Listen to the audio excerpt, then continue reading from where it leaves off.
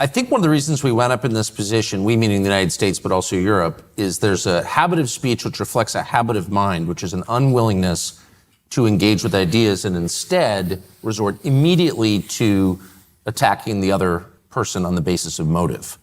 And you saw this with Orban. You're a Russian stooge or whatever, and was especially hilarious as he explained. He's the opposite of a Russian stooge, of course, lifelong.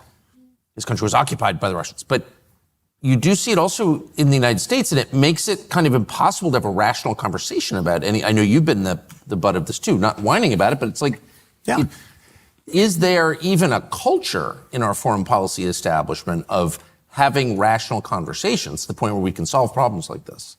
We've talked about, I think, an uncle of yours who's one of my favorite politicians of American history, JWilliamFulbright. And he wrote a book in the 1960s called The Arrogance of Power.